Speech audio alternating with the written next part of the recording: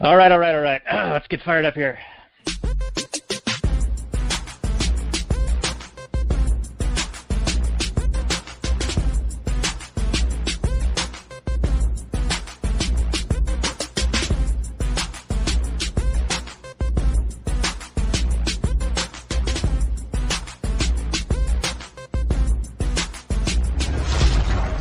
Maximum freedom. Read. Stay on target. Maximum freedom. Stay on target. Maximum freedom. Read Rothbard.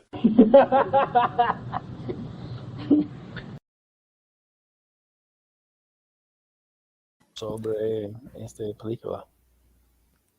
Well, hello and welcome to the Actual Anarchy podcast. And this is episode 225 of the show. You can find the show notes more at actualanarchy.com/225. We're going to be talking about the movie Chef tonight, starring Jon and directed by Jon Favreau, the savior of the Star Wars franchise, at least as it comes down to Disney Plus and The Mandalorian. This is a fun movie that was a recommendation by our guest who we'll be introducing in just a moment. But seeing as this is a movie about providing a good and valuable service to other people via food, this is a very appropriate film for my co-host, Robert, who I will say hello to now as I unmute you because you were talking while I was doing the intro. So, are you unmuted now? Here you are. Hey, Robert, how's it going? Sobre esta película. Oh, yo está bien. Gracias, ¿y tú?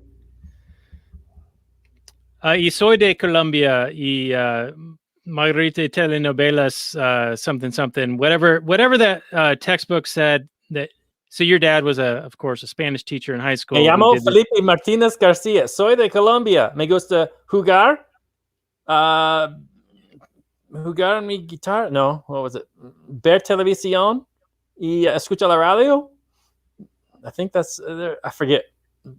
It's really good. He made us say that so many times, and everybody had to memorize it so that it's just in your brain forever until you die.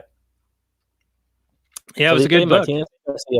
So it was called E2, and it's blue, and I think I still have it. I'm not going to say, I'm not admitting anything, but I may have one in my possession through inadvertent circumstances. You stole it? I know. I will, from the public escuela? Well, if anything, I've paid for it multitudes of times over. I don't think that's how they look at it. I really don't think so. All right. Well, fair enough. Well, I'm not going to admit to anything, but how are things going in the restaurant business? Did you, in watching this film, recommended by our guest, with you in mind, did you identify with the goings-ons in this film? Of course, we'll discuss that in the last night's portion of the show, but just want to get to your initial, is this an up Robert's alley movie? Yeah. No, I mean, the cool thing about this film was that it starred, the central character was a guy who had a passion for something. And it just so happened that he cared very, very deeply about the quality of this product he was making because he loved it so much. And there's a great scene in the film where his son's like, should we serve this? I mean, why not? Who cares? And he's like, no, this is garbage. We don't even give this to a dog. I give a shit about this. I care about this. This is what I want to do. And he's an entrepreneur that has a passion for something. And it happens that the thing he has a passion for, a whole lot of people enjoy.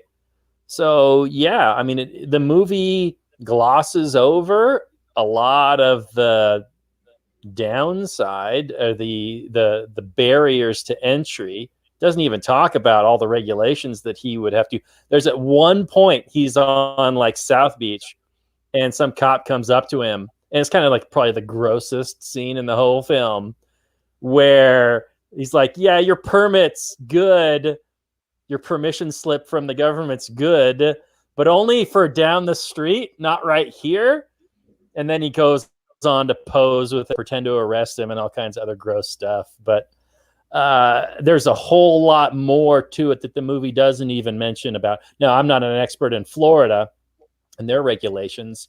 But everywhere he goes to sell food, and he goes on a trip from Florida back to LA, and he stops in like Austin and a few other places, like New Orleans. At least that's the ones they show. And yeah, he would have had to get permission slips from the local commissars and purchase, these kinds of things. And then technically also pay taxes for that day that he was there doing business in that location for that quarter.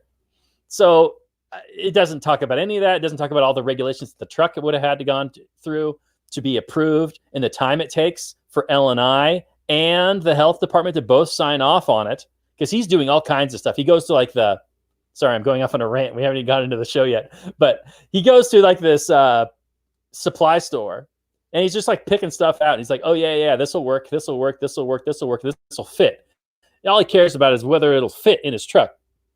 Well, he's not considering whether or not it's going to pass all these regulations that these states pass that are all just barriers to entry. They technically say, well, it's for your safety and all this crap, but it's really just protectionism that you have to buy certain things and that kind of crap. So he doesn't, and not to mention the approval process and how slow government is, unless he's probably like greasing palms or things like that. But the approval process for L&I and the health department could take months for a food truck to get approved, because you basically just get in line, and it's probably some, like one local commissar that, works at, some guaranteed government push job. So anyway, I am just ranting. I know this is going way long. We want to move on. I've got content for the actual show. I'll just repeat myself for the most part, but the movie's fun, but there's a dark side to the food industry that this movie doesn't talk about. So that's my job tonight. I'm going to talk about the dark side. All right, we're going to get to the dark side in just a moment on the Last Nighters portion of the show. But I just want to mention, according to Robert, and I think he's right on this, you can't just go to South Beach for spring break and come back with a food truck. But we'll talk about it on the Last Nighters part of the show right after this.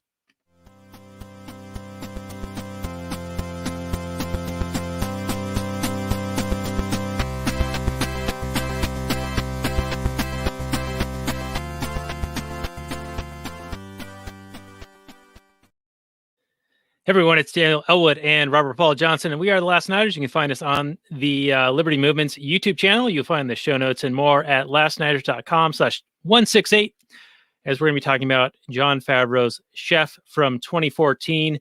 And this is a recommendation by our friend Jared Wall of Breaking Liberty and Anarcho Land, who has been on with us several times in the past, including movies such as Gold and the Breaking Bad movie that came out recently. You were on for Hotel Rwanda, and there was another thing right around Gold. I want to say we had you back to back. Captain Phillips maybe was a thing. I really should go back through our catalog right before we do an episode and make sure I have all the notes in front of me, because I'm like, I think you hit all of them. We did Three Idiots too. Oh, right. Three Idiots was the most recent one. So welcome back, right. Jared. Why don't you suggest where people can find you now that you're no longer on social media and all those such things? But are you still writing, and do you still have content for people to read and be persuaded by?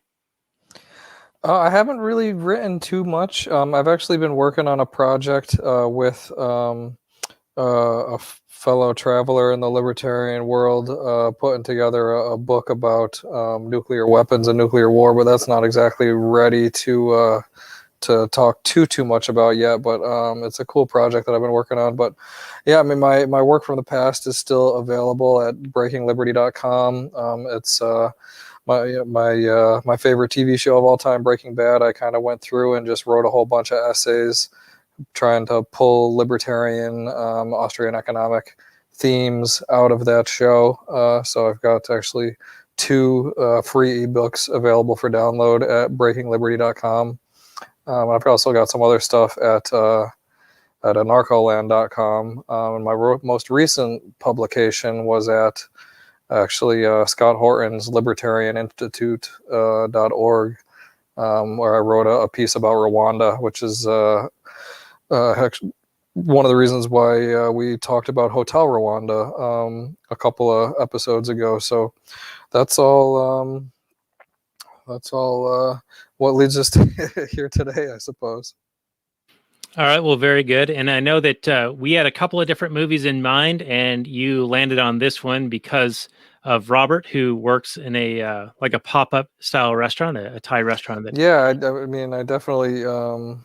I knew Robert would have a nice connection to the movie, but I mean, even aside from that, it's just one of my favorite movies. I've watched it a number of times. It's probably honestly in my top 5 favorite movies. I really like this movie. It's one of those really feel-good movies. I love the soundtrack. I love the music. I'm a sucker for a good musical montage, and this movie's got at least a couple of them. I like Jon Favreau. I think Sofia Vergara is very underrated as an actress, and I think the kind of the way it presents entrepreneurship is something that could be very attractive. This is a movie that you can watch with young people, 8, 9, 10, 12, 13-year-olds. There's nothing wrong with, there's no excessive reason why any young person shouldn't, and it could inspire a young person to, maybe pursue a different path than the normal one. They see that, hey, following your dreams can lead to something good. I mean, even though the movie definitely lacks in showing the dark side of the government regulations in the food industry, which I definitely am excited to talk about. Not only that, but the movie is also kind of like a commercial for Twitter, which kind of annoys me. it was back when Twitter was actually like useful. Right? Yeah, I guess 2014. if it ever was. Yeah. But no, I love the movie, and I mean, I'm glad that we've got somebody in the food industry to talk, kind of share real world insights into it.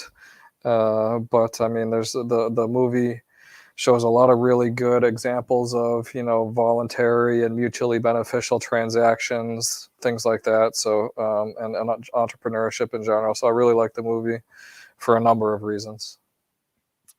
All right, very good. Well, I appreciate you being here, and we'll of course have links to all of your previous appearances and Anarcho Land and Breaking Liberty on the show notes page for this one. And how we usually start this off is with the old Google description. So I'm going to pull that up now in my old man ways that I do. So here we go. Chef came out in 2014. It's rated R. I think it has a lot of curse words in it. So maybe your comment about the 8 and 9-year-olds, they probably heard all those words, so it's okay. It's on the old Netflix now, though I didn't have it, so I bought this movie, made it available to Robert and myself for the low price of $5 plus theft, and we both got to watch it. So it got a 7.3 on the IMDb, 87% Rotten Tomatoes, 68% on the Metacritic, and 90% of Google users like it. The description reads: after a controlling owner, played by Dustin Hoffman, pushes him too far, Chef Carl Casper, played by Jon Favreau, quits his position at a prestigious Los Angeles restaurant. As he tries to figure out what his next step should be, he finds himself in Miami. Carl joins forces with his ex-wife, Sofia Vergara, best friend John Alberto Leguizamo, and son MJ Anthony to launch a food truck business, and the venture provides a chance to reignite his passion for cooking as well as his zest for life and love. Came out in May of 2014 in New Zealand. Director's Jon Favreau, budget of $11 million. And it's a pretty decent movie. I think it's got some pretty big name A-listers making some cameos in here. We got the Scarlett Johansson. And if anything, the lesson that I learned from this is you can be a disheveled, overweight guy, but as long as you've got the big pee-pee, and that is passion and personality, you can get the hot chicks. Robert, what's your opening salvo on that? Yeah, Sofia Vergara and Scarlett Johansson, both lusting after Jon Favreau. I mean, this is another fantasy film. Much like last week when we talked about A Devoted Woman, this movie features another fantasy trope of the schlubby guy that has these smoking hotties that are somehow attracted to him. I mean, yeah, I guess, maybe. I think it has more to do with Jon Favreau being a successful director and making a lot of friends in Hollywood. And he's able to get all these friends of his in his movies for very little money. What did you say that the budget on this thing was? 11 million bones. Yeah, so everybody's working for scale or something like that. I mean, Dustin Hoffman doesn't get out of bed for less than a couple million. So, he's only doing it if he's got friends that he's coming out for. Yeah, the movie itself, though, it presents it's a fun entrepreneurial movie that presents it in a very positive light. It glosses over all the dirtiness. It glosses over. I mean, there's just the one scene, like I was talking about in the intro, with the cop harassing them at South Beach, but it doesn't talk about all the regulations in time. And of course, why would it? I mean, this is a positive movie that's trying to have fun. It's mostly a story about a father and his son who he's trying to connect to. More about how the son wants to connect to his dad than really him. It's really him kind of trying to follow his dreams, and then it just so happens that his son is also into it. I thought that was a little bit weird. Like, it really should be his father trying to find ways to connect with his son, but really it's the son who's being the adult in the relationship, and he's like, oh, we both enjoy this thing. Here, I can do this with you, and we can connect on a personal level. And he's like, what are you talking about? We do that all the time. And that was just weird, the way he's like this man child and his like 10-year-old kid is the actual adult. But okay, I'll take it. I mean, the character needs to be able to go somewhere, I guess. And so, yeah, Favreau, I've never been a big fan of his acting. I think he's competent, but he's not like a guy that's ever going to be talked about as one of the greats. And I think he's sufficient. And I think that the son is sufficient for a child actor. But I mean, I would rather Dustin Hoffman have a bigger role. I'm a huge Dustin Hoffman fan. Every time he's on screen, he's amazing. Especially when we did, what was that Will Ferrell movie where he was incredible in? I forget. The Stranger Than Fiction. That's it, Stranger Than Fiction. But every time he's on screen, it's amazing. And then Scarlett Johansson's a lot of fun. I mean, he has a way of attracting talent, and that's cool. This one I want to talk about scene by scene, almost not every scene, but there are scenes that I have in my notes that I do want to discuss. But those are really my general first thoughts. It's a fun movie that talks about entrepreneurship in a very positive way by a guy who the main character is passionate about this thing he likes to do, and he's good at it, and he cares, and people respond. And personally, I think that's always what's attracted me to the food service industry, because you have that ability to make something as best as you possibly can. And every single time you make something, it is a work of art, essentially, because you're putting all this energy and thought and process into it to make it the best you possibly can.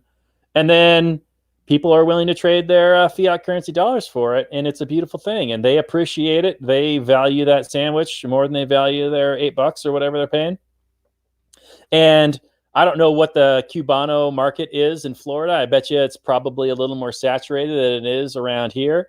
But I bet you if someone brought a Cubano truck to my area, they would do very, very well. Anyway, well, maybe you can be that guy. You can be the Cubano guy. I am doing that. That's a possibility if I wanted to branch off and do my own thing. But we are currently bringing something to this area that doesn't otherwise have it. Right. Though, to be fair, you're not really appropriating right now. And to do it right, you really do need to be appropriating. I mean, right now you're doing a Thai restaurant with a Thai person preparing the meals. So true. It's not really appropriating their culture. Yeah, this movie is fairly problematic, right? I mean, wasn't there like some restaurants in like Portland that got trashed because some white guy was making Mexican food, and they were like really offended about that? Yes. Yes. So Yeah, love it. anyway, yeah, I mean, there's a lot of stuff that we can certainly talk about this on this, and you've already brought up a few of them, and I want to bring Jared in on just a moment. But my initial reaction to this movie is it's cute and it's fun, and there's a bit of a story here, and there's really a lot of like little things that are worthy of discussion. Though I don't think that the plot overall like really works for me. So while I had fun watching the movie, I'm like, just kind of a road film, like, oh, they went from point A to B, hijinks ensue, and then the movie's over. So, Yes. Jared, I want to go to you a little bit and get like, what is the thing that really stands out to you? Is it the moments where there's like these entrepreneurial interactions and this passion and this providing for others that really drives you to like this film, or is there something more to the story overall that you really like about it? No, it's just a fun film, and I think music in movies is a big aspect of one of the things that I appreciate about them. I really like the soundtrack of this movie, I like the moments of the father and the son relationship, and when they go and see the grandpa playing his trumpet at the Cuban restaurant. That was a really nice moment. Moments in the truck, with the cornstarch on the balls, and the Vine video, the 1 second a day video that he snips together. His marketing acuity is pretty cool. The son's marketing acuity is pretty cool.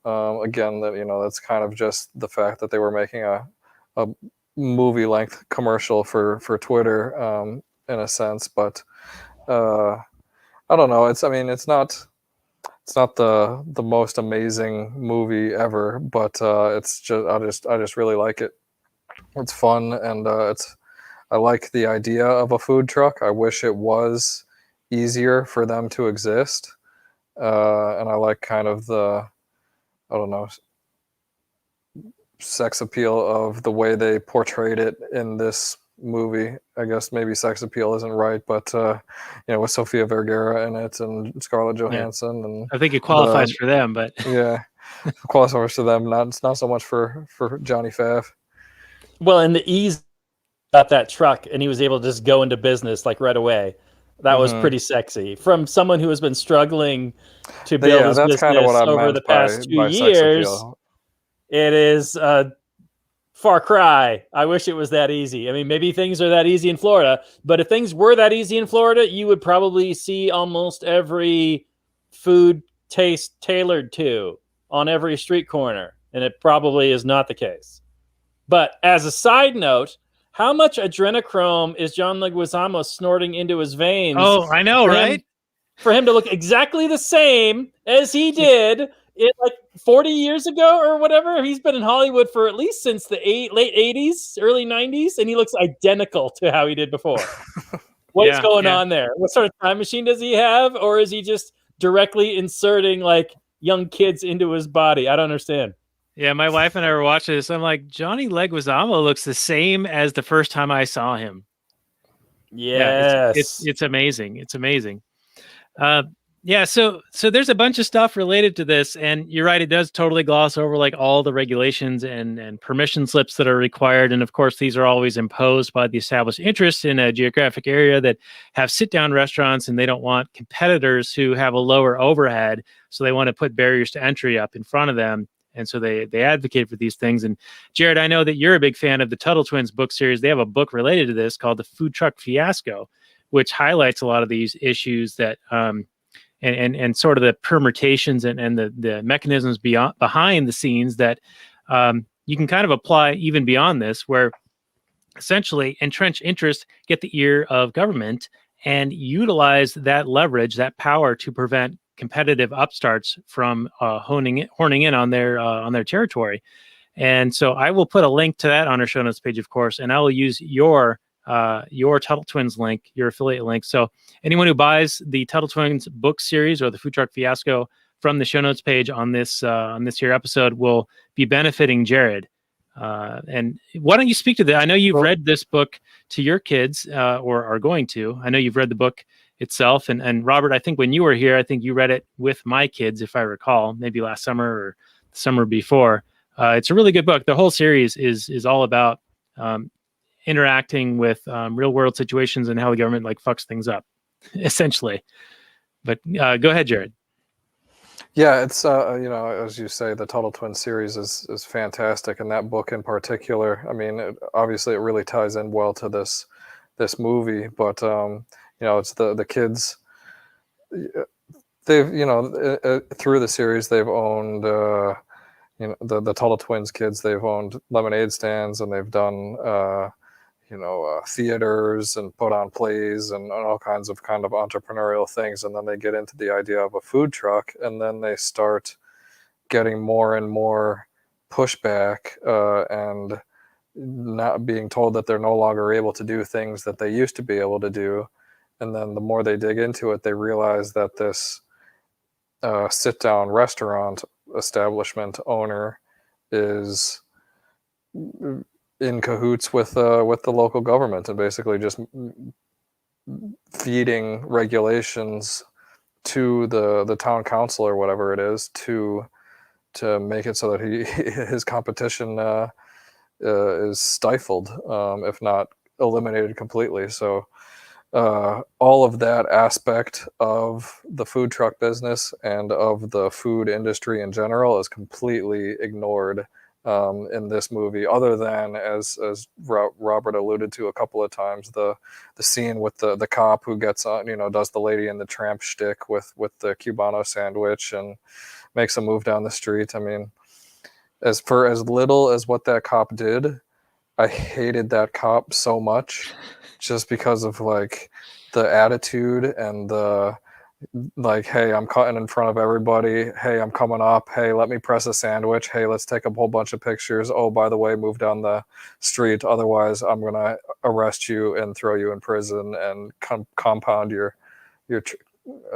truck. And yeah, and when I first saw that scene like starting to develop, I thought, oh, they're going to have him not have the permit. They're going to have him have this confrontation and like be shut down and have this like social media shaming of the police or something. That's what I was hoping was coming. But no, yeah, he actually had the permission slip. And I was really hoping for that Ron Swanson moment, like, yeah, here's my permission right here. I can do what I want. And it was worse than the banality of evil. It was your friend, Mr. Evil. It was, hey, I'm evil and I'm going to threaten you with violence, but I'm your buddy and we're going to have fun with it. And have selfies. Gross. It was like gaslighting you. It gross was like, is hey, the word for it. we're going to be doing some cute shit and we're going to be all cool about it. And we're totally bros. But by the way, if you don't do what I tell you to do, I'm going to stick a gun up your ass. It's gross. Yeah. By the way, John Leguizamo is 56 years old. He looks 25. Unfucking believable. Yeah, he's got something going on. So that was a thing I thought was going to happen, and another thing I thought was going to happen. I thought that there was some foreshadowing when they go to that supply store and he gets all the equipment for the store or for this truck, and after cleaning it out and having the son do a thing. And I want to talk about that, Robert, because there's a scene in there that was like this power play between father and son, but he rewards the son for all the hard work with a chef's knife. He's like, you got to respect that knife. You got to take care of it. If you take care of it, it'll take care of you. It'll serve you for many years. I thought that was foreshadowing something happening with that knife, and then nothing ever happens. So I was a little looking for something that wasn't there. Well, and I think if you were to watch The Mandalorian, I think you would recognize his writing. It's not the most well thought out, well structured writing. I was disappointed when I was watching some of The Mandalorian, and I've seen a few other Jon Favreau films where it does set up things that don't pay off. And you're right about this plot. It is kind of just a series of things happening in a kind of a road movie. There's a little bit of a plot with the food critic at the beginning and then the food critic at the end. But other than that, it's really just kind of about the father and son and their dynamic. And I think that's probably what you mostly care about as an audience member and their developing relationship. But yeah. Okay. Do you mind if I start going a little bit scene by scene, and I want to talk about a little bit about the scenes and then kind of give a little bit of context, or at least some in way that they relate to my experience in the food industry?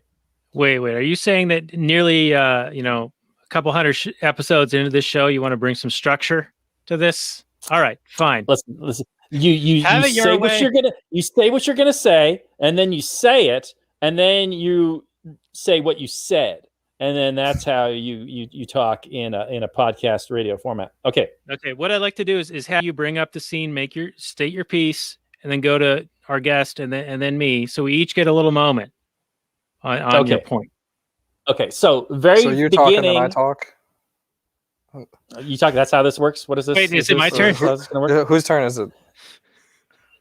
Okay, so the first scene I want to talk about, it's not a big deal, but I thought it was interesting that when Dustin Hoffman hired on this chef, he kind of is semi-autonomous, and they talk about this deal that they had.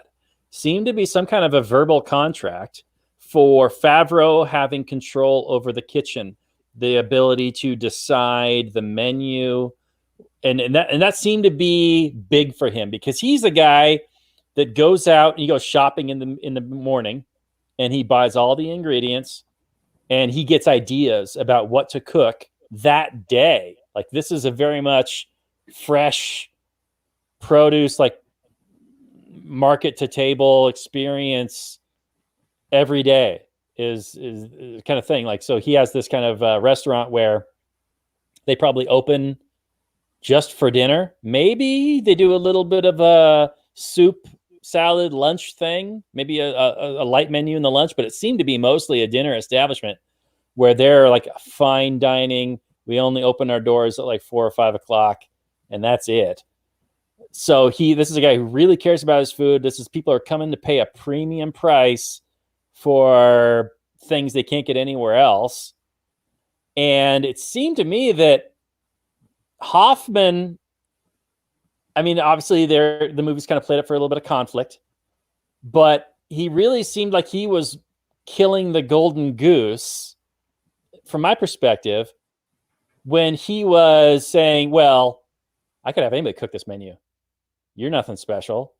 You probably bring a little bit to the table, but I mean, you're second in command here. He could probably do it. And then it seemed to me like you were messing with a Picasso and telling him how to paint and saying, well, your understudy could probably do just as good for, these heathens that we serve. They're not going to be able to taste the difference. Right, I have comments. You've got comments? Okay. Good. Because it seemed to me that it was a breach of contract from what they had talked about. Now, obviously, Favreau is free to walk out at any time when Hoffman comes up with this shit. He's like, well, you're changing the deal. And he's like, pray I don't alter the deal more. And so I thought everybody acted properly in that sense, in the sense that, okay, this contract is now null and void. I'm free to leave. And Hoffman is like, well, I guess I'm out of chef. And anyway, for Hoffman to essentially lay down the law and not kind of de facto fire his head chef, not really, but saying, hey, you can walk. These are the consequences. If you don't do what I'm telling you to do, you're free to leave, is essentially saying, do what I say or walk. And to do that, when you have a full house, more reservations than they've ever had, and the sole reason people are coming that night is because of this Twitter blow up, where they're coming to see fireworks, they're coming to taste this food that he's like hyping up, like, I'm going to bring it like it's never been brought in before. I'm going to bring this menu that you've never tasted before. Everybody's coming for that experience.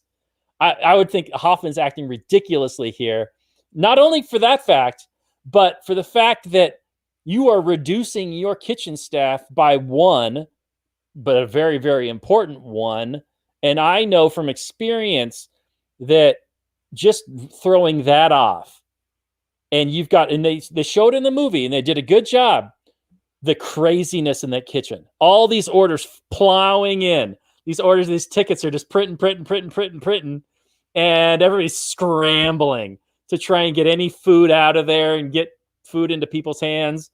That I've lived that experience, not in a fine dining experience, but in my restaurant, and it is a nightmare when you are shorthanded. Okay, Daniel, your thoughts from all that word salad that I just threw at you. All right, so there's a lot going on here, and it's very reminiscent of the movie we did a couple of weeks ago called La La Land, where the piano player is hired by the restaurant owner to play a certain style of music, and he wants to play jazz, he wants to improvise, he wants to mess around, he wants to like show his artistic flair. Similarly, we see that with Jon Favreau here. However, I think that they kind of don't really lay it out as if Favreau has been experimenting this whole time. It's sort of like the critic makes this point where Favreau was 10 years ago daring and creating new things, and he was his boy. You know, he was doing things that hadn't been done before. He was out there going to the markets and finding those things, those inspirational things, and he created this menu that was exciting and new, and built his name on that, and he got this raving review. And Dustin Hoffman hires him, and they open this restaurant, and they establish a menu, and then they stick to that menu for 10 years. Now, yes, I can totally understand that after the menu being that way for 10 years, that it would get pretty boring. But as the restaurant owner, Dustin Hoffman, he's like, this is my bread and butter. This is what's making my bills get paid. It's filling up my restaurant. People are coming for the tried and true, and they come here. They know what they're going to get, and they're going to get it, and they're going to be happy, and they're going to come back. So how they present this in the movie is sort of like how you sort of presented it, where Favreau's this maverick who's going to the market and finding things, this inspiration. Yeah, he was 10 years ago, but it seems to me that he's been doing the same thing, the same menu for about 10 years. And only when he gets wind of this critic showing up, that's when he first wants to change the menu. This is what happens the first night we're sort of introduced to him. And Hoffman's like, no, you need to stick with the main menu. Of course, the critic gives him this scathing review, and then the Twitter beef ensues because he's an old man, you know, get off my lawn. He's kind of inept and doesn't understand that he's not tweeting a direct message to somebody, but he's tweeting at somebody so everyone can see it. So then this Twitter beef sort of blows up into this, this event, right? And so these people are coming here. So I will agree with you in this second time that Hoffman doesn't see what's really happening, that the people aren't there for the tried and true this time. They're there for the fireworks. They're there for the new exciting thing. But Hoffman does have a point in that it's his restaurant and he wants to stick with what's paying the bills. And I think that this is a misstep on his part, but it's not as if Favreau for the past 10 years has really been lighting things on fire. He did a thing 10 years ago that did that, and then he kind of rested on that. And so that's another thing that's kind of an interesting point, that a lot of times entrepreneurs will break into a market with an innovative idea and then get stale. And then they need to reinvent themselves. And I think that's what Favreau needed to do here. And he sort of needed to run into this situation where he lost what he had to then reinvent himself. So yes, I think in this second instance, Hoffman didn't understand what was at stake. Favreau did, but it's not like Hoffman was necessarily wrong in that it's his restaurant. It's, he kind of missed what was happening at that time, but he wanted to make his restaurant still like be a functional restaurant, basically. Yeah, but he is, like you said, he is the stale entrepreneur at that point. He's just resting on his laurels, happy with the business he's getting, not looking to innovate. Right, and in a way, he's sort of pushing Favreau into that, and we're only seeing what we're seeing, but Favreau's kind of seemingly been okay with that, maybe like bristling a little bit for those 10 years. It felt like there was some conflict that wasn't just popping up out of nowhere between those two. It seemed like Favreau, to your point, he wanted to mix things up when the critic came, but it seemed like they kind of had a history, much like in La La Land. It wasn't just the first time that he had been trying to play some different songs. It felt like he was an artist that was too confined by this stuffy restaurant owner that was just wanting to play it safe, where he wanted to take more risks. Right. And in a way, he's sort of like paying his dues by going through this 10 years of doing what someone else wants him to do. And I think that plays into this built up, like pent up, like wanting to do something dramatic and something different and express himself and utilize the skills that he has and unleash them on the world, not working for someone else. And I think that's one of his driving kind of inspirations, is providing something that he wants to better people's lives with. Like, he knows that the food that he makes is so good that people are going to remember it.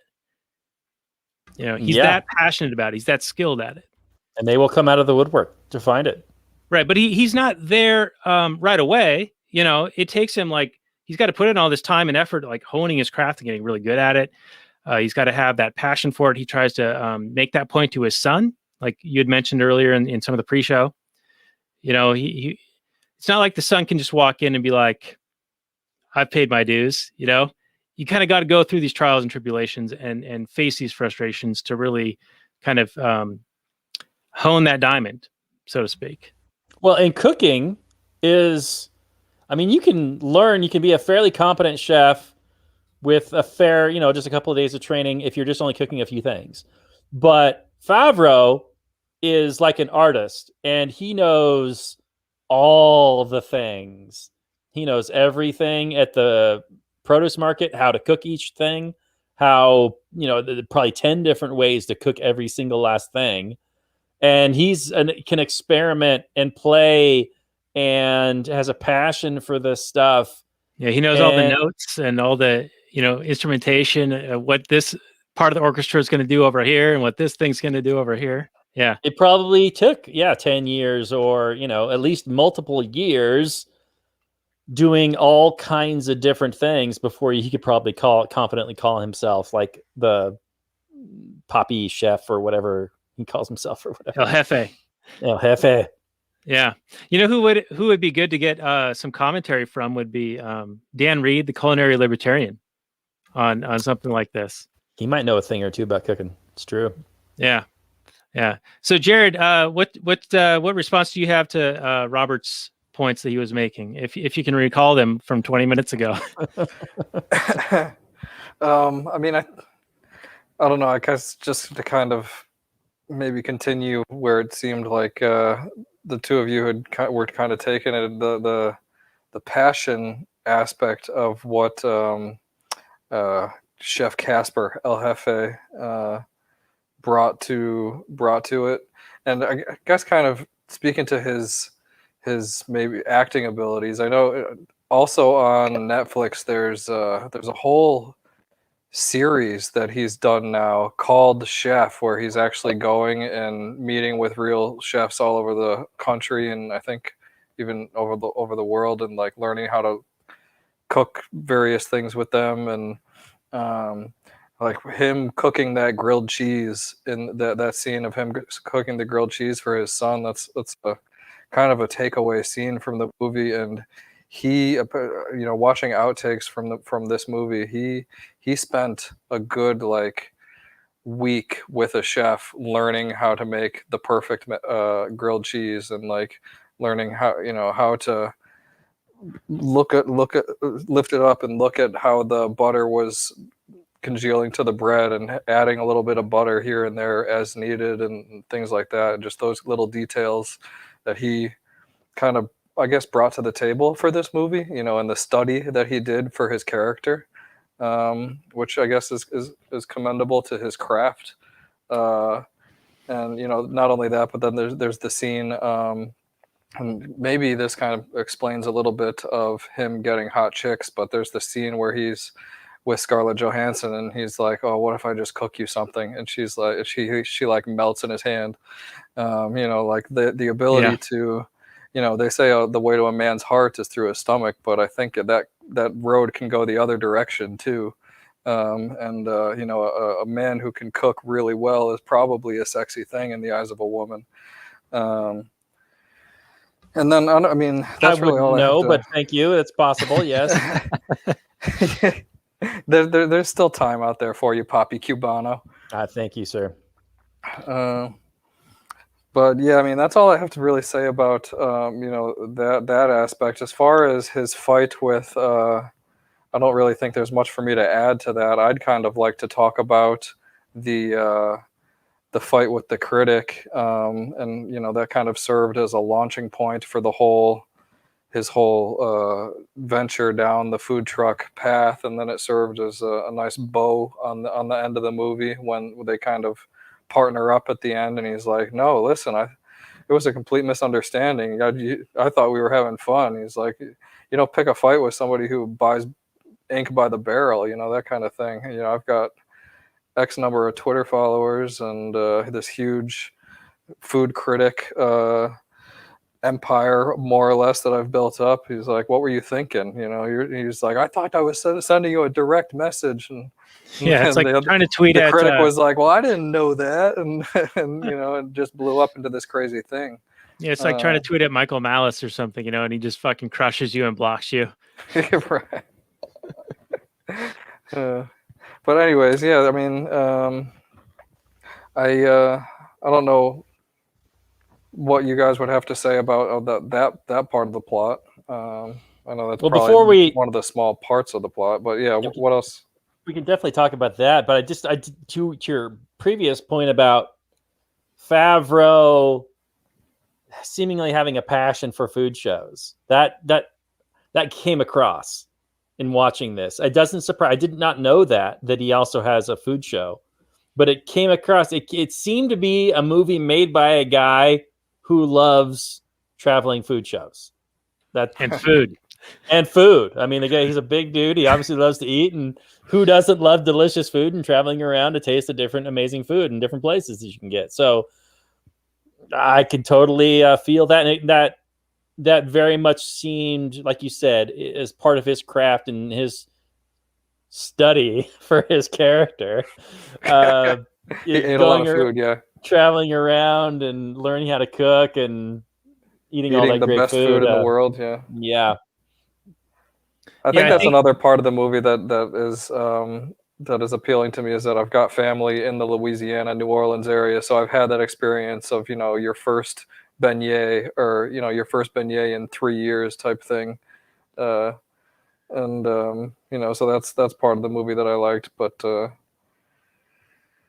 have you guys been to New Orleans? Have you ever had a beignet? I have not. I've just had one at the food circus at the Seattle Center Pavilion.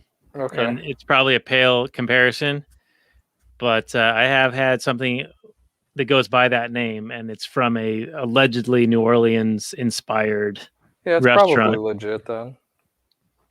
To your other point of him picking the fight with the food critic, I think the movie almost addresses that, doesn't it? Where you can just pick a fight with the intent of losing, or even knowing that you're going to lose, but you know that you're doing something so sensational that it's going to attract eyeballs. Yeah, and you're going to blow up. Like, so that people that do something spectacular that fails spectacularly, you're still going to get a lot of cachet off that. So we see all kinds of videos of people hurting themselves or things exploding or failing miserably. We still, those people still get, massive followers and that kind of thing. So it felt very realistic in that sense. I don't know if they're going to get a whole lot of, the movie's plot didn't seem super realistic in that. I don't follow that world, so I don't know about some famous chef having a beef with a food critic and then a whole lot of people being interested in that per se. But I can definitely understand how someone might go at a celebrity only to get slammed on by either the celebrity or the celebrity's massive fan base, just with the intent of getting eyeballs and drawing attention to yourself and whatever they happen to be doing. Yeah, and he So- kind of fell into that. Maybe not purposefully, at least in the movie, but yeah, it certainly happened because, you know, he had that meltdown that was on video. Like, people caught it on camera, and that's what really blew it up. It's molten. That was a big man baby performance of his. Yeah. Was, And he was, you know, like saying, "You're not getting to me. You're not getting to me." No, He's not getting to me. Well, you obviously did. Yeah. clearly not self-aware in that instance. Yes. Right. But I mean, it ended up working out for him. Now, I don't know if that is like super realistic. You know, if you saw somebody melt down like that, then would you, I don't know, like, want to go to their food truck if you heard that they had a food truck, you know? It seemed a little weird. But if in learning about the guy, if you see him, just even learn his name, and then you learn about this guy and this history, maybe a little bit, you might be a little bit more incentivized. Like, so one thing that we struggle with is, and the same thing happens in this film, is that the demand far outstrips the supply. Now, the movie doesn't show angry customers. I wanted it to show angry customers, but this movie is such a positive thing that, you know, they're like, even after they're waiting in line, there's this massive crowd, and he can clearly only make a few sandwiches at a time. Clearly. I mean, it takes like a couple of minutes each, and you can probably, they're only at a time. Maybe they could press like 3 or 4. I don't know. But it's still obviously not enough to serve this massive crowd. Now, in my business, we are limited by the amount of food we can produce in a given time. And when there is a lunch rush or a dinner rush and the whole town wants to come get their food, there's only so much food that can come out of a kitchen at any given time. So there are customers that will wait, 30 minutes, an hour for something they ordered. And sometimes it's just like a simple little thing. And you're like, how could it possibly take an hour for this one little thing? There's no way. But what you're not seeing behind the scenes is that you are like 30th in line and all these other people are waiting longer and they are, before you. But in this movie, at one point, Jon Favreau says, "Thank you for your patience," to a customer as he's handing them the sandwich.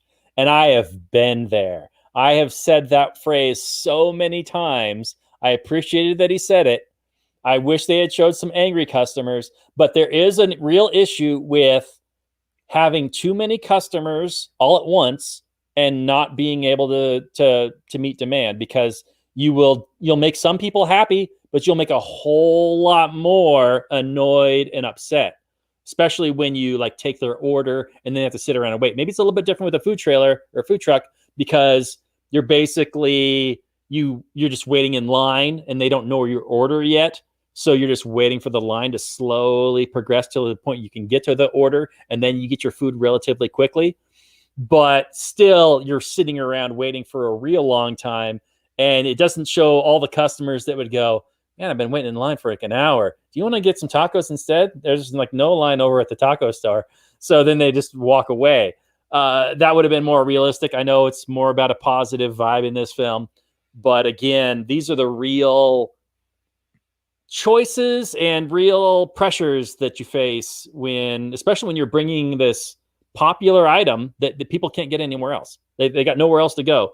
So you're going to have most of the customers be like just super ecstatic that they're even getting this food at all. But then there's going to be those people that are having a bad day, and they're going to take it out on you when you're just working as hard as you can to serve them. It's an interesting dynamic. All right, I'm going to give you the Scrooge McDuck. Work smarter, not harder. How would you do that, sir? So in the food truck, they have like 4 menu items. You guys, as far as I know, have a lot of menu items. I think that lends itself to length, because people have to distribute their limited resources and time allocated to the, it gets stretched thin. Whereas if you had fewer items and maybe something that was more immediately available or kind of always available, like you had this giant thing of X and it's like a very popular item. You're talking about our business model. That is our business model, sir. To produce Okay. a large quantity of X and then to immediately hand it out to people. All right. So where are these half-hour, 45-minute, hour-long waits coming in? If this is your business model. Because you get to a certain Kroc. amount of time, you get to a certain point where everything is empty. Okay. And there is a list of things that need to be prepared. And let's say it takes 10 minutes to cook cashew chicken. And then it takes 10 minutes to cook pad thai. And it takes 10 minutes to cook crispy beef. And it takes 10 minutes to cook the special. And it You takes got like 10 one minutes cooking area, right? And there's one cooking area.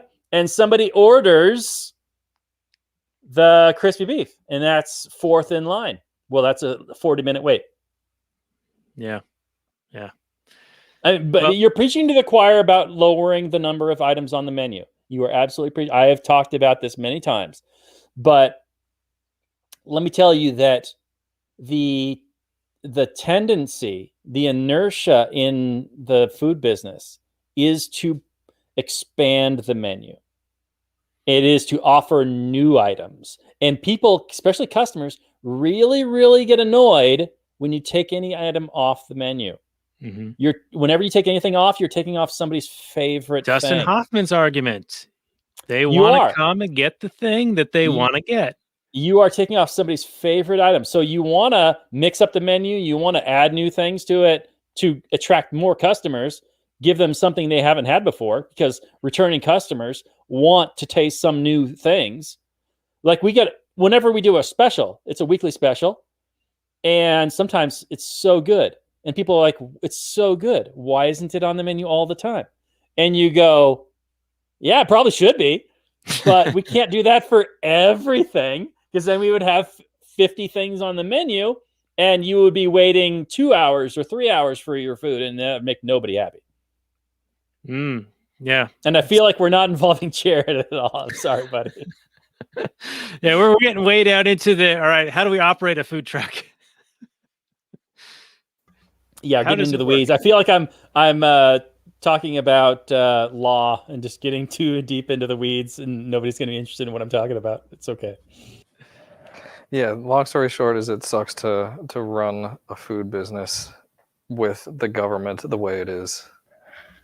Yeah. But thank you for doing so, because I like buying food from people who prepare it for me. Thank you, sir. Thank you, sir. Yeah, we do get a lot of compliments and a lot of people thanking us for being there and adding to their choices. And people do appreciate the effort. But, there's always going to be somebody who's having a bad day. It happens. Yeah, understandable. Sure.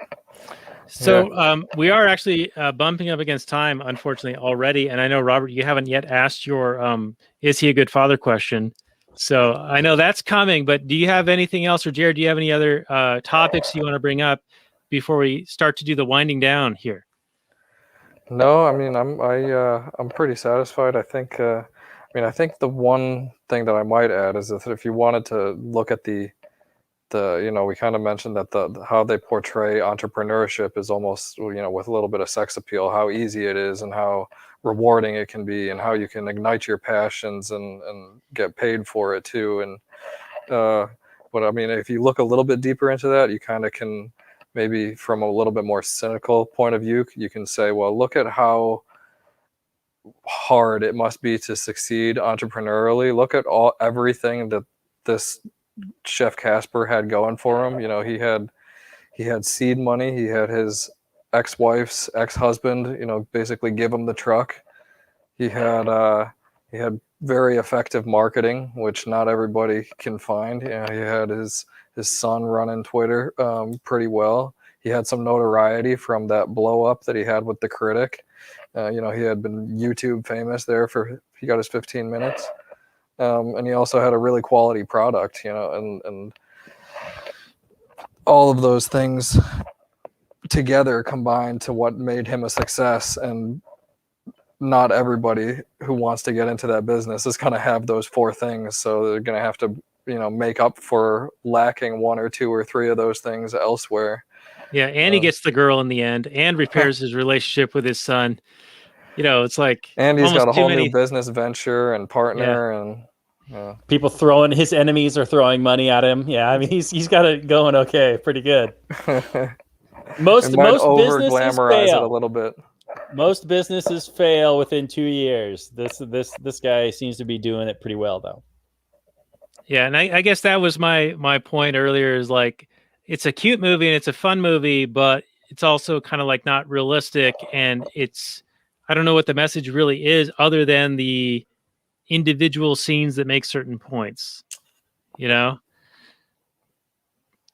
it does seem a little fantastical. Like I sort of made a joke, big pee-pee at the beginning, the passion and personality, because Favreau's a funny guy and he's got a good personality. But getting those hot chicks as a result, it is kind of you're entering into fantasy land a little bit here. For sure. It is a movie made in Hollywood by Hollywood people, so it's not going to be the most realistic thing. But it comes across as a movie made by a guy who's passionate about that thing, like the food shows and good food and finding that random weird food that, everybody talks about. But, it's not like that is your typical necessarily tourist food.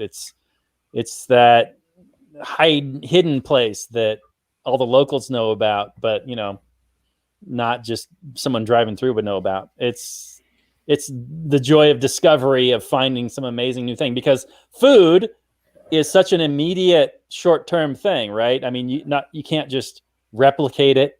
Like Marie Callender's, makes frozen foods and that kind of thing, and like chefs will have their own frozen food line or whatever. But it's never, you all know it's a pale imitation of what you can actually get at. See, I thought you were going to go Star Trek with the replicator. No. Yeah. You can talk about your communist utopia some other time. But in the real world, where there still takes human beings to make this stuff, you have to go out and find it. You have to travel. You have to talk to people. You have to go online nowadays and look at reviews and that kind of thing. But you can't just go to your local store and find X, Y, or Z. That you have to go to these places, and that's something kind of magical, and the joy of discovery and that kind of thing. That's something still kind of wondrous about the food industry, as opposed to something that's available for anyone, anywhere, at any time, like something you just order off Amazon or something. You can't order a meal created by Papi Cubano off Amazon. So, yeah, it's a fun thing that there won't be a monopoly on. There's not going to be a monopoly on, any kind of food item necessarily, like there is on, government can destroy it and make it so that only McDonald's could make it, or Taco in the fast food wars or whatever it was in that ridiculous movie. But yeah, that's what I like about food. There's a lot of things to like about food. Passion. You can put yourself into it. You can make it the best you possibly can. It's an art form, and you can't, I know that people guard their recipes, but there's still, especially the Colonel, an unreplicable ability, entity aspect to it. You know what I mean? Does anybody know what I'm talking about here? You're talking about the Colonel with his wee beady eyes. Exactly. He's got a secret recipe, makes you crave it nightly. I'm glad you're paying attention to what I'm saying. All right, so Robert, big time question for you: is Jon Favreau a good father in this film? You're gonna ask me? You son of a bitch! That's my thing. The tables are turned. I think he's a pretty crappy dad at the beginning. Obviously, I mean, he takes the time to spend some time, but he's not really present. He's more like, hey, we're gonna go do this thing. Meanwhile, I got my mind. I'm thinking about something else. I'm not really paying attention to who you are, what you're about, what you care about, what you're into, how we can, connect. And it's more about him. The kid was more of an adult than he was. I understand he has to have an arc, and he grows and he changes and he becomes more of a father through this process and spending his time with his son. He sees them as more of a, I don't know, somebody he's able to connect with. But I think he's overall, I mean, I understand you have to have a flawed character at the beginning and then he learns something, blah, blah, blah. But he seems to me to be a pretty crappy dad. I mean, not that, especially since he was like, I don't want to take my kid out of school. It's like, no, you need to go to the government re-education camps. You can only do this on the weekends. You can only do it, while you're on like summer break or whatever. I would have liked him to be like, hey, you can be an entrepreneur. You're already, and he did say that. He was like, you're already like a good chef. You not only do you the ability, the potential, but you're already good. You're already putting in the work. You're already learning. You can do that. And in that sense, pain, he burned himself. He's like, you want to keep going? Yeah. In that sense, I thought he was a good dad. So I think he had his ups and downs. Overall, I don't know. I can't really evaluate him, but I thought, yeah, he went from being quite poor, and everybody has their moments of not really, being 100% present in their kid's life and that kind of thing, I'm sure. But he seemed to be, and he was going through some crap too, obviously, of course, right? But he's losing his job and trying to figure things out. But I wasn't impressed with his parenting. Let's put it that way. I thought there were many other film dads like Captain Fantastic and other things like that where I was very impressed with the dad. So I'd give him like a C+, B minus. Trending up towards the end, though. Trending up towards the end. Like in the beginning of the film, he's at a C minus, and then maybe he's up to a B minus at the end. Okay, all right. So Jared, your thoughts? You've got kids. Now they're not as old as the kid in this movie, but is Favreau a good dad in this, or does he become a good dad, similar to Robert's take? Yeah, I don't know. I kind of have a hard time judging another dad and his dadding abilities. I mean, he's there and he's putting in effort, and yeah, there was moments at the beginning where he kind of was, borderline pushing him off, pushing him to the side, but he was going through some real bad, crap at that time, and it's not really a good excuse to push your kid away. But I mean, it's I don't know how I would deal with that kind of a situation if I was in those shoes. So, saying he's not a bad dad because of it, I'm not really comfortable saying that.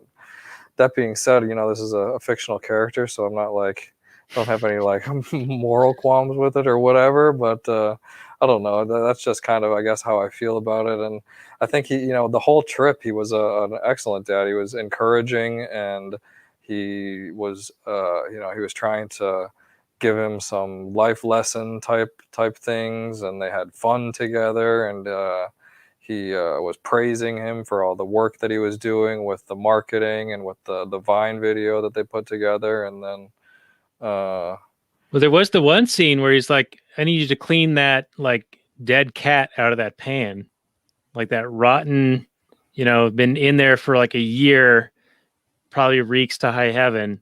And they have this like battle, right? It was like an alpha type stare down almost. Yeah, and that stood out to me as, I mean, I've had, all right, real talk here. When I was living in Seattle in an apartment, I had a friend of mine, and he would come over like a couple times a week and cook Chinese food. And occasionally, we'd be out in late at night and then go to Chinatown for late night food, or he'd cook and whatnot, and then we'd watch college football on Saturdays. Anyway, the point is, occasionally there would be something cooked at odd hours, and then I wouldn't be aware of where it ended up. And so one meal ended up being left in my oven with the oven turned off. And about a week to 2 weeks later, there was some sort of funk, some smell that was emanating from this. And you could smell it in the hallway. And like, I was like, what the hell is this? Where is it coming from? Because I was a, mid-20s bachelor, did not, use my oven personally. I had one, but I didn't use it. And it was only upon discovering this that it was in the oven, and then opening it and getting punched in the face by the stench. And I can only imagine what the kid must have smelled when he opened the fridge in this truck for, however long it's been in there. I mean, I'm sure that our listeners have experienced something that's been rotting in an enclosed space for a long period of time. I mean, it is literally a gut-wrenching situation. Like it wafts into you, and then it makes you nearly vomit. So in experiencing the thing that in my lived experience, I took the kids' reaction to this as, yeah, just throw that fucking pan out. Like, there's no saving this pan. And I took Favreau's response to that as, no, you fucking clean that pan because I'm bigger than you, as a dick move. Because Favreau clearly didn't have the information, right? That this thing was rotten, right? This pan is ruined, right? But was it? But was the pan ruined? I mean, it was in tainted. The story. It's not. The soul was tainted, but it's a stainless steel pan. It will survive. Right? I'm burning that pan. You're burning the pan. Nuke it from orbit so we can be sure. That's right. All right. Well, yeah, that was a pretty crappy move. But at least he didn't subject his child or himself to a cross-country trip with stranger. It was just the three of them. They all knew each other. They were safe when they were crossing the country. So in that sense, I got to give him a bump up. He kept it. I mean, I don't know. They didn't show where they slept. They weren't like sleeping in like truck stops or anything like that. But they were probably just sleeping on the truck. But I got to say that it was good of him. He had safety in mind. He did. Okay. All right. So the last point I'll make about him, my take on his fathering, is that early in the film, he isn't interested in really being a dad. He sort of is a dad, so he's there doing dad motions, but he's more interested in making a name for himself and building his career and working in time with the son around that.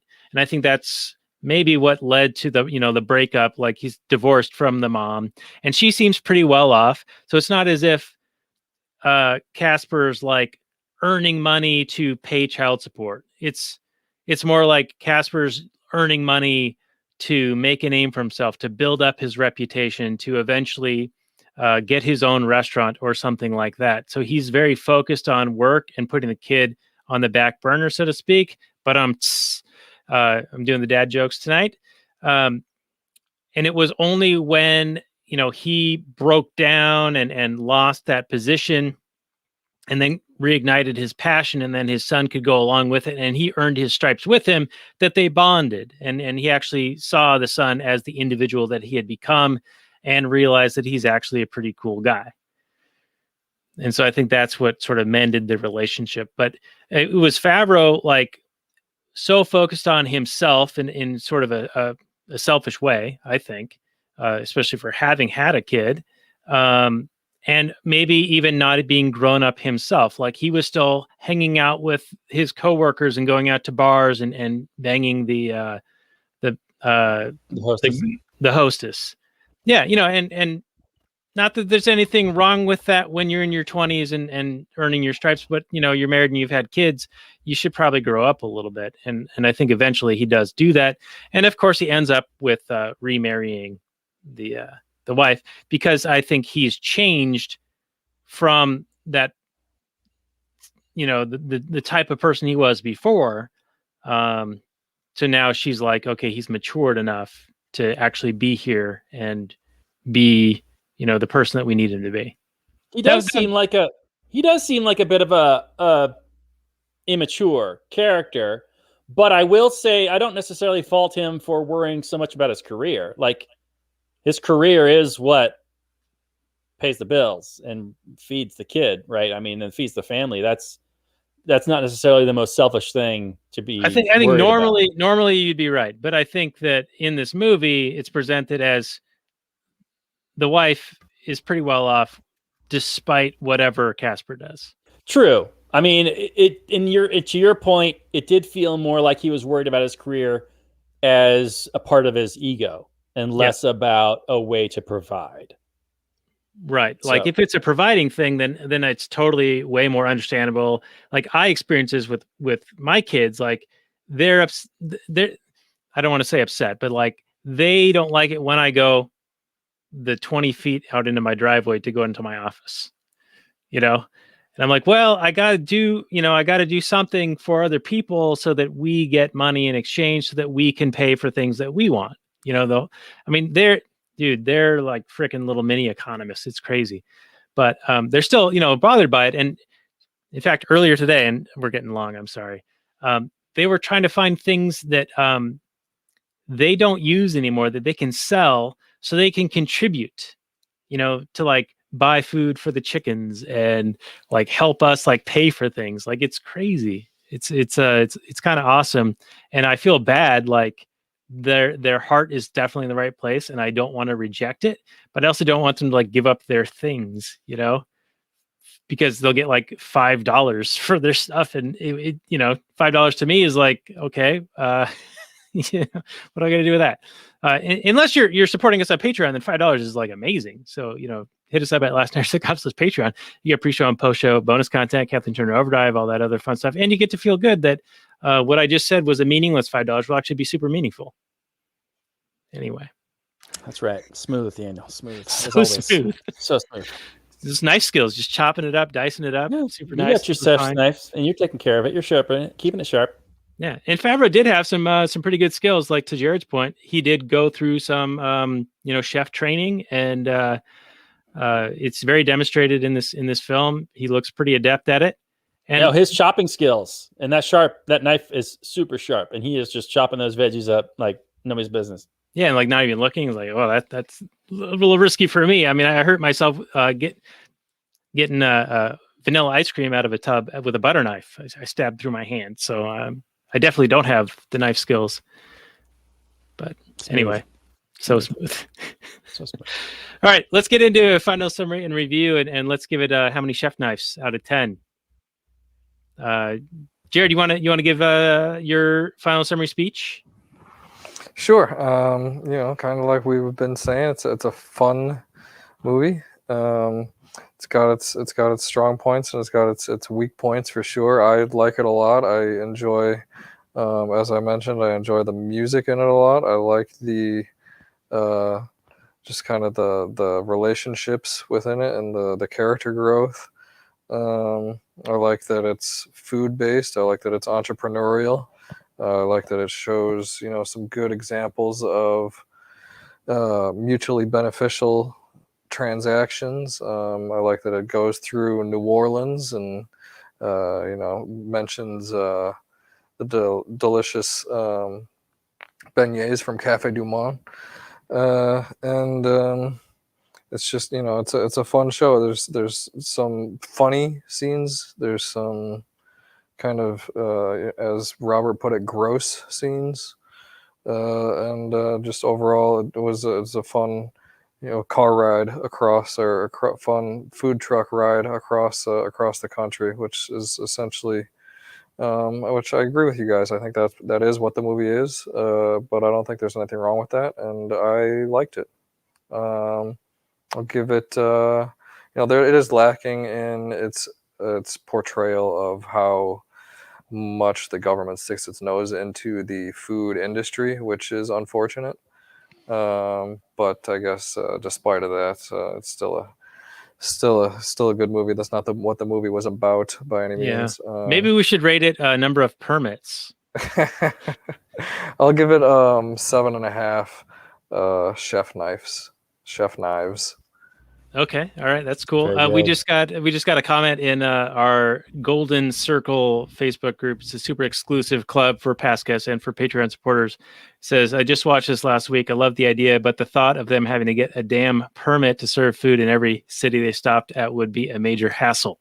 So For definitely, Definitely No agree with joke. that. Yeah, that the No whole joke. sex appeal of that whole entrepreneurial endeavor goes away real fast when you start learning about the reality of it. Yeah, and sometimes those permits are like $60, $70, $80, and you already have your overhead, your employees you got to pay, you got the gas, you got And all it's like not you the mentioned, you got to pay materials. taxes in each state that Not you in the food. operate in. Absolutely. Then you got to pay the taxes that Mhm. on the money that you took in, And and it's not the like these things operating are costs. instantaneous either. No, It's not like no, you're and just going to roll into town. you're just going to roll into town and set up shop. Nice try. That's never going to happen. The local commissaries are going to make you wait unless you've already applied like weeks in advance, maybe.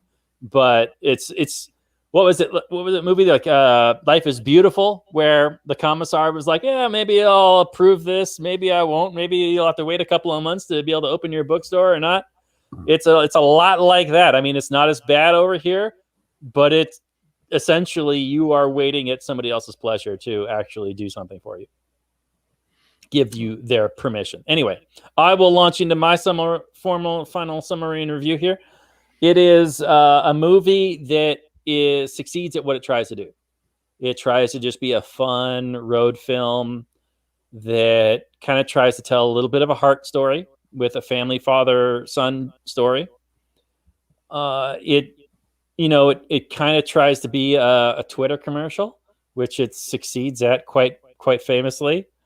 It also tries to celebrate food and food culture, and that is probably its most successful thing.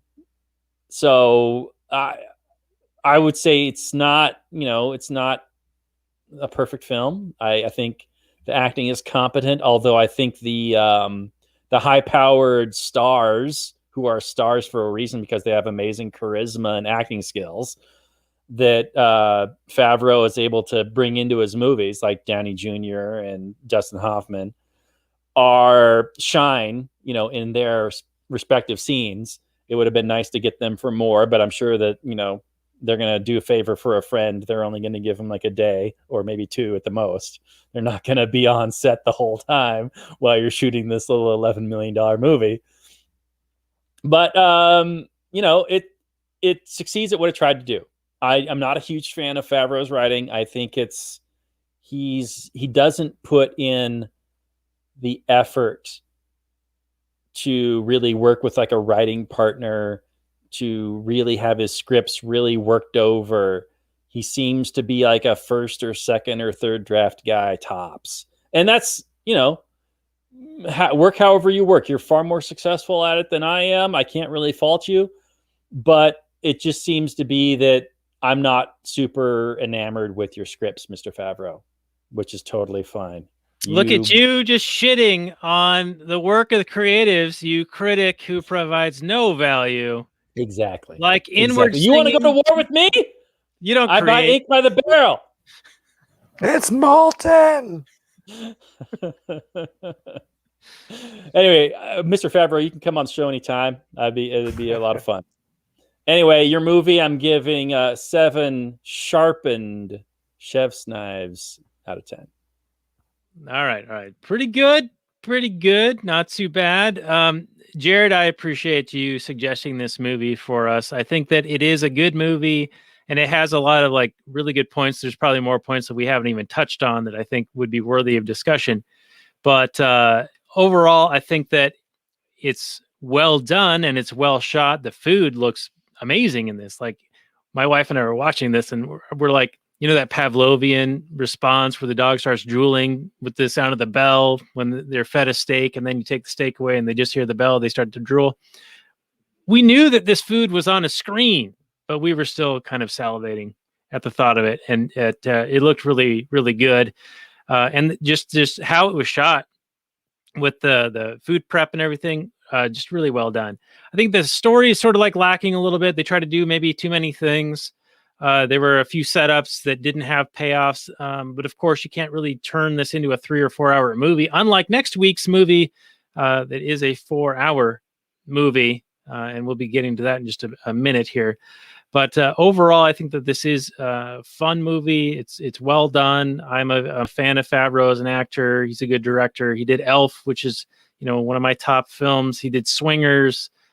He did Maid, which is like Swinger's bastard cousin. Not a lot of people have seen it, but Maid's pretty funny. I'm surprised Vince Vaughn actually didn't make an appearance in this. I know that they were real tight for a long time and probably still are, but anyway, it's a good movie. I highly recommend it. I'm going to give it 6.5 permits out of 10. So it's recommended. People should check it out for a fantasy film about the joys of entrepreneurialism with none of the downside. None of the downside. You just want to start a business and you just start it right up. Why is this so hard? Why aren't more people doing it? Well, I think what we didn't get about the movie is that it's a libertarian utopia. There is no government in the movie. There's no permits required, and all they had to do is clean the truck and put some new equipment on, and they drove across the country and had great success. And they marketed on the very open and easy to build your business on, social media platforms that are available to us, with no dissent being stifled or no censorship. I mean, this is all well before deplatforming. This is 2014, was just ancient history. Yeah, I think Alex Jones had been deplatformed by then. No, you take that cop scene out, that South Beach cop scene out of this movie, and this is just the most wild libertarian fantasy movie of them just starting a business and it being amazing and everybody loving it and then no drawbacks ever and it's not hard. And all their customers dying because there's no regulations. Yeah, they all fall down dead because he poisons them all with his terrible food. Yeah. And he just goes from city to city, leaving a trail of dead bodies, and nobody talks about it. Nobody finds out about this poison truck at all. The market doesn't regulate it. Leaves any Yelp reviews. Yeah. He's deleting all the Yelp reviews. He's scouring the internet, deleting everything that says bad about him. He hires that publicist to just delete all the videos and all the bad comments off of the internet. Yeah. Mm-hmm. Yeah. Anyway, that's a good film. Good to talk about. Good conversation. Yeah, Jared, thank you so much for suggesting this one. I knew that Robert would have plenty to talk about. We kind of went off on a tangent for like a good 20 minutes in the middle there. We tend to do that, so sorry. It's something we do. Just, I don't know. We're just not very good at this. No problem at all. It was fun joining you guys, as it always is, and I look forward to the next one, as always. Yeah, next definitely. time I'm gonna have something new to plug on the next show. I got something in the works. Actually, separate from the nuclear weapons book that I alluded to in the beginning. There's another project I got going on too that I'm excited to share with your listeners when it is ready. All right, yeah, that sounds good. We're booked up through I think June-ish or so at this point. But just let me know whenever that's only 3 months away. Hey, if every 3 months, that's 4 times a year. That's fun. Yeah, we'll definitely have you back. Just let me know whenever you're ready and whatever movie you'd like to do. I'd be game for another Bollywood film. Honestly, I thought that one was kind of fun. That was cool. I was also thinking we could return to Africa and do what's that Leonardo DiCaprio Blood Diamond? Blood Diamond. Yeah. Mm. Yeah, I'd be good for that. Yeah, probably. All right. So Blood Diamond in July or something. Yeah, and I'll let you do American Gangster with Keith Knight. I think that's an appropriate one to do with him, especially since, as you say, he's not really a movie guy. But he is into gangster movies. Then that's a good reason to have him on the show, and that's a good gangster movie. Oh yeah, and there's a ton of economics in it, and a Vietnam ton of like, too. Like he'll have the history about the Vietnam and how there actually was drug connections with the military and the local governments there and local powerful in the caskets. Caskets, supposedly. That's crazy. Yep. All right. One final comment. Dan Reed, who we mentioned on the show, says, "Don't underestimate the seductive power of cooking." So that's why he got the hot chick. That's the scene Sofia Vergara and okay. Scarjo. All right. That's all it takes, Mr. Reed. She melted in that scene. That was that was good acting on her part. Like There was no doubt that she was like, "Oh my gosh, yes, please cook me something." Cook me, you driver. Cook me. Cook me, you big chef, you. All right. So Dan Reed, of course, has the Culinary Libertarian podcast. Do check that out. He's a good dude, and he does great interviews and episodes and whatnot over there. He's been a guest with us for Ratatouille when Robert was out sick, and then he was also on for Mrs. Doubtfire for Father's Day last year. Did you do a good one for him to do with him would be Burnt with Bradley Cooper. Oh, I haven't even heard of this. He plays a chef that's like going for Michelin stars. Okay. And it's a really good. It's probably Chef. You know, the movie we're just talking about now, and Burnt are my two favorite food movies. Okay. All right. Well, you heard it here, Dan Reed. If you're still listening, we're going to hit you up for Burnt at some point in the future. So anyway, speaking of the future, Robert, we're going to go back to the future and redo a movie that we did a couple of months ago, Justice League, but it's an entirely new film this time, and it's much, much longer. It is, of course, the return of the great Shaheen and the hashtag release the Snyder Cut. It's finally here. It just released today as we're recording this as I speak, and we are going to try to watch it in time to record an episode just a few short days from now. It's going to be Justice League, the Snyder Cut, next week with our friend Shaheen. Yes, the vastly, supposedly, at least visually improved. They fixed all the funny mustache CGI, and they fixed the grainy like PS2 graphics. So it's supposedly it looks a lot better. I can't speak to the story just yet, but supposedly the remake had like a $90 million budget or $125 million budget or something crazy, just to redo scenes and add special effects and that kind of thing. So hopefully they, I'm sure they're going to get a whole lot of eyeballs. Hopefully it's lives up to the hype. We'll see. Yeah, I can say that I have HBO Max because they said they were doing this. So that was almost a year ago. And this is like the first time that the fans really like berated a movie studio to actually make something that the director was like, man, I had a movie, but I couldn't make it. And then the fans were like, make it. And then they made it. So yeah. There's gonna be a lot to talk about, but that mustache thing, I think that was a Whedon scene, and it's gone. So it's not even fixed. The mustache, it's out of here. Oh, really? I thought it was still in and just fixed. No. From what I understand, anything Whedon shot, gone. Oh, okay, cool. We'll check it out. From what I've heard, that since Whedon basically just writes banter, the new one, this movie is almost banter free, or if there is any banter, it's all awkward and bad. So we'll see. I don't know. It's a more serious, I mean, Snyder is a serious guy. He's a serious visual storyteller. So you can't expect too many laughing out loud moments. All right. Well, I'm looking forward to it. It's probably going to take us like 4 or 5 nights to watch the whole thing, because we get about a half hour, 45 minutes into something, and it's lights out. Yeah. I don't know how long it's going to take me. We'll see. 4 anyway, hours. Should be a good one, though. I'm looking forward to it, and I'm especially looking forward to Shaheen. He was the first person to even mention Snyder Cut to me. That was a couple of years ago now, and I can't believe it actually worked. We hypothesized about it ever actually getting made, and I think Shaheen was very much like, no, it'll never happen. But here it is.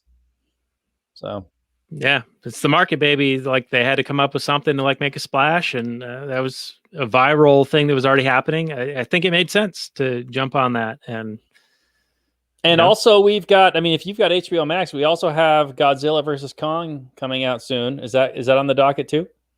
It's not on the list, but we could add it to the list, somehow squeeze it in. I know that when movies come out on HBO Max, they're only there for like a month. Yeah. And then they go away, and then they come back eventually. Yeah, so it'll be basically out for the month of April, as I understand it. It's coming at the very end of March, and it'll be out for about the month of April. So we got some time to slide it in. All right. Yeah, we'll see. We're sort of like penciled in on a lot of stuff, so we'll figure something out. But anyway, Jared, last plugs for people where they can find you, and hopefully you can stick around a little bit longer. I know it's late, but we do the Kathleen Turner Overdrive for the Patreon folk, even though we're already super long. But yeah, where can people find what you're doing? No problem.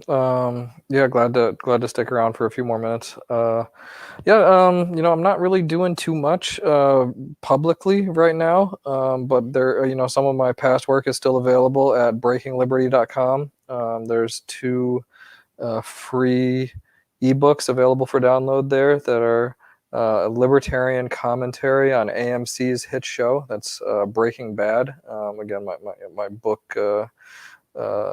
Found at breakingliberty.com or anarcholand.com. It was kind of my larger project at one point, but I've kind of put it on the back burner for now. But some of my old writings are still available to see there.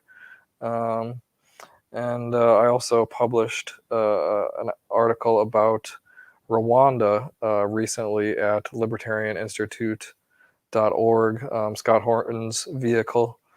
And that is titled "The Lie of Rwanda." So I think you got a link to that back on. We did a episode on Hotel Rwanda not too long ago, and that paper that I wrote, or that essay that I wrote, was a lot of obviously what I brought to the table for that episode. Right. Yeah, and then Paul Rusesabagina, I forget, is that how you say his name? He got arrested shortly after that, and is now standing trial for some seemingly trumped up charges. I haven't really followed it a whole lot, but seems like he's been in the news again lately. So maybe the next time you're on, we can maybe follow up on him a little bit. That might be good. Yeah, that's a good idea.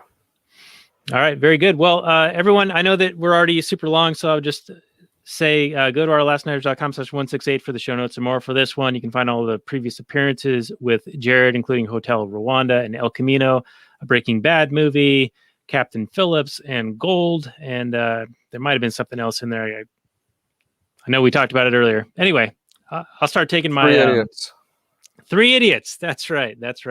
I take my... What's the old man medicine? Used to be a funny joke like 10 years ago. Viagra.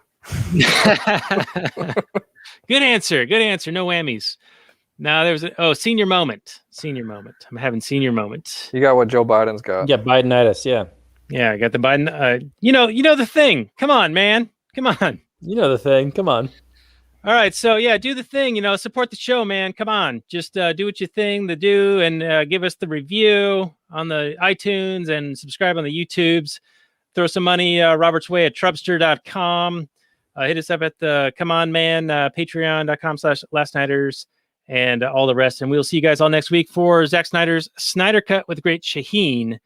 And it'll be good. It'll be super good. So thanks again, Jared, and we'll see you guys all next week. Good night from last night, everyone. Peace out.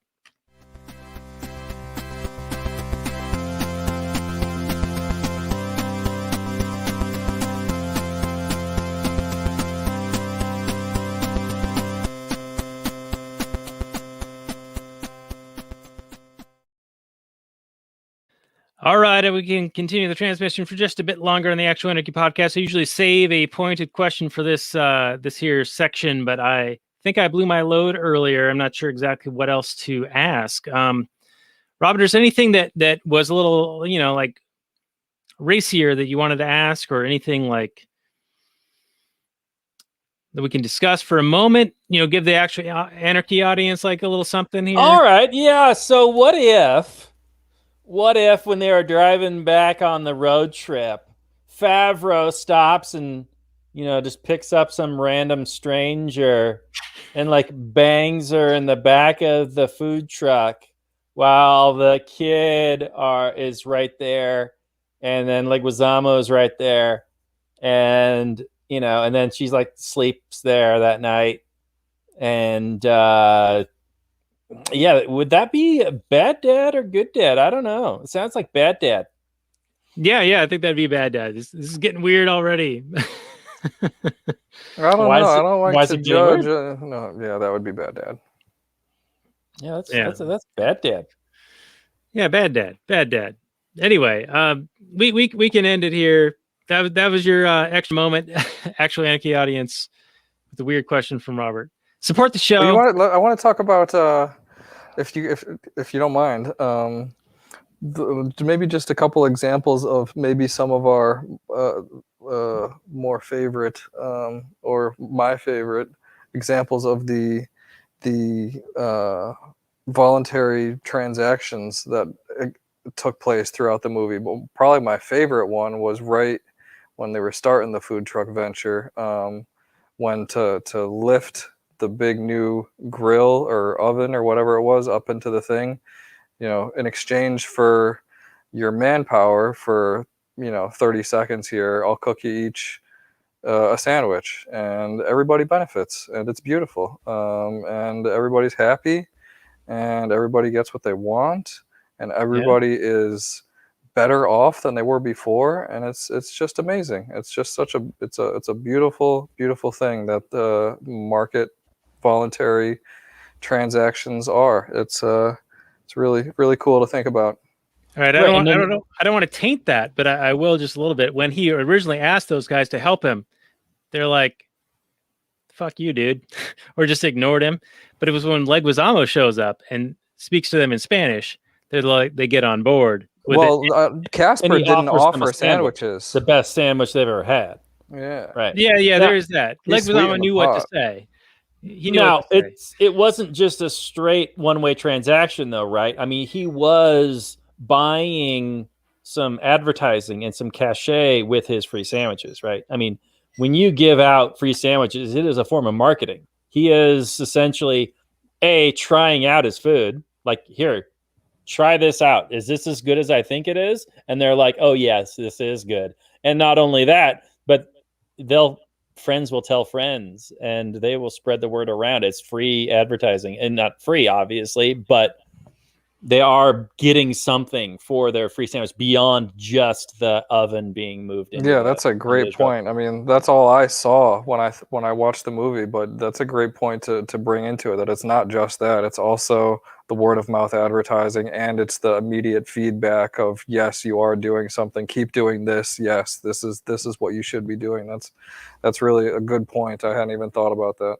Right. And then even the leading up to that, where Leguizamo magically knows which parking lot to show up in after flying to Miami randomly. The magic of Hollywood, baby. What are you talking about?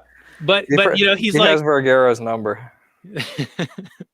yeah, that's true too. Yeah, but he shows up and he's like, hey, we've built a relationship where I was working for you. You were the chef, and we were working in the restaurant. And I said I'd follow you anywhere, so here I am.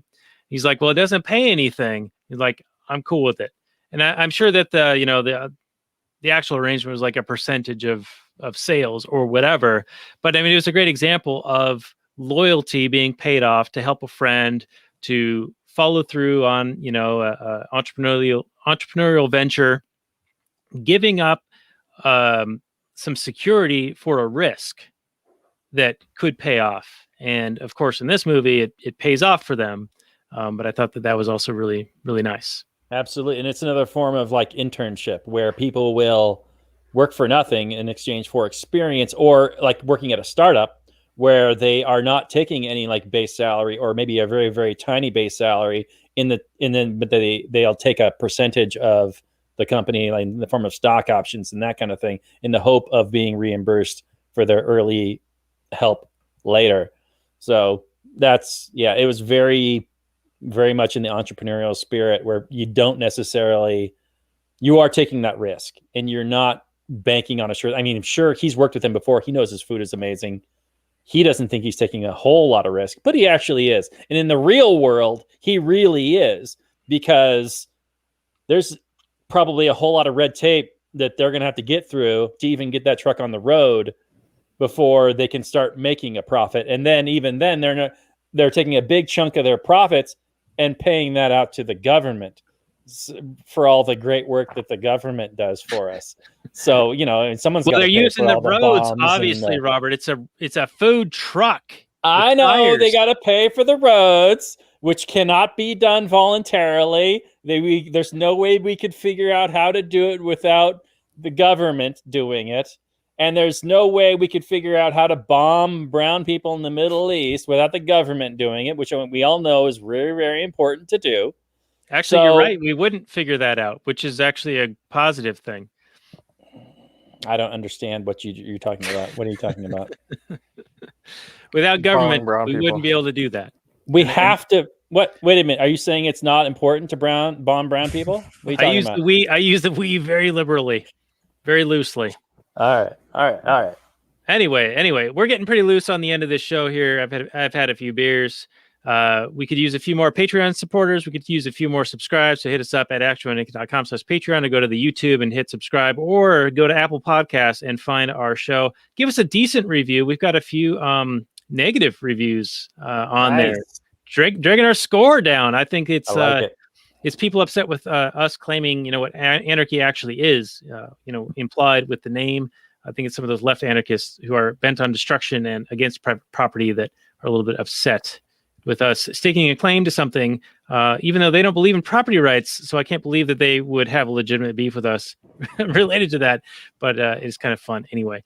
But anyway, people can find the show notes and more at actualanarchy.com/225 and join us next week for Snyder Cut with the great Shaheen. Any final words, Robert? I love all you people, all you listeners, whether you hate listen, whether you actually listen because you like the things we talk about, or maybe you just like looking at our sexy faces or hearing our sexy voices. Whatever you're doing, whatever reasoning you have to listening, I was going to say enjoy, but I don't want to push it. Listening to the show, I thank you, and I hope that we continue to provide content, whatever that may be, for you again in the future at no cost to you other than your precious time. But the beauty of podcasts is you can listen while you're doing something productive, like doing the dishes or driving a car or driving a 16-wheeler across the country. Whatever you are doing, you can also listen to a podcast while you're doing it. Or on a food truck. That's Although right. as long as you're not getting in the way of all the kitchen conversation, because the kitchen conversation is quite important, because you're communicating vitally important things that need to happen.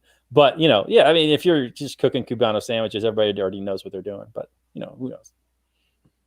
All right. Well said, Robert. Well said. And Jared, thanks for the recommendation. This was a lot of fun. We enjoy having you on. People can go to Anarcholand and breakingliberty.com and then look for new content from you in the next couple of months when we have you back on again.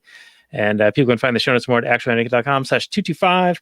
And we'll be back next week with the old Snyder Cut. So peace out, everyone. Maximum freedom. And peace out. Well,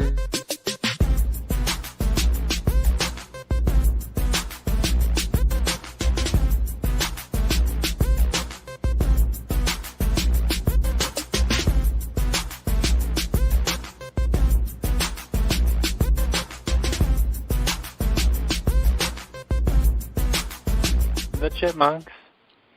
CHIPMUNK. We're the Chipmunks. Guaranteed to brighten your day. Do do do do do do do do do do do.